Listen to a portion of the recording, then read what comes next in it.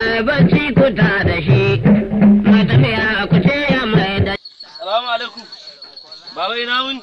Ina wuni? Awa lafiya wai a gida. Kalau. Wallahi alhamdulillah. Daga ina haka?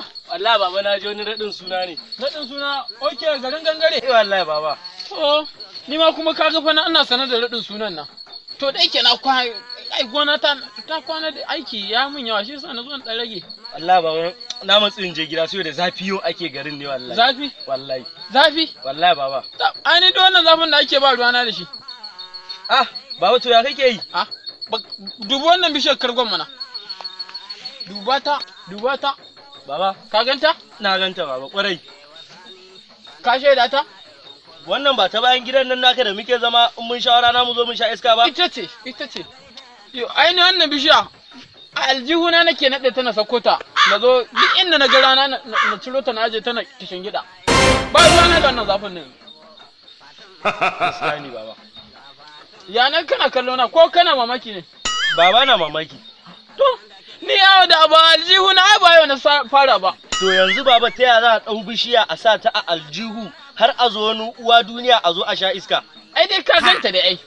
Na ganta baba, na shaida ta. Yo ni yawo da abu aljihuna gama ba yanzu na fara ba. Ina irin jirgin ruwan nan da ake wata shida a lodi. Wannan wanda yake zuwa daga Amerika. Ike zuwa kwarai kuwa yaro a can bakin in ka je ikon Allah. To lokacin na matashi in na je iko idan muna wanka a bakin teku. Akwai lokacin da na je ina wanka na bakin teku irin wannan jirgi kago mai kwantenoni da kaya da komai na taba ina iyo ban san na taho da shi ba. Ikon Allah.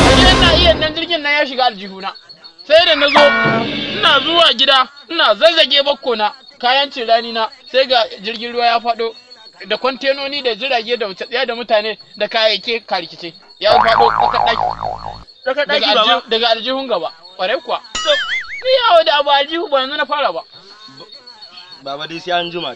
Baba kai hakuri kaga. Ah, ba ku. za ka wuce? Zan wuce wallahi. To ni ma yanzu ina nan tafe. To ni ba tun da na gama abin da zan yi a gonan nan. Me ya kamata ne ni ma kawai dai na biya da mutum.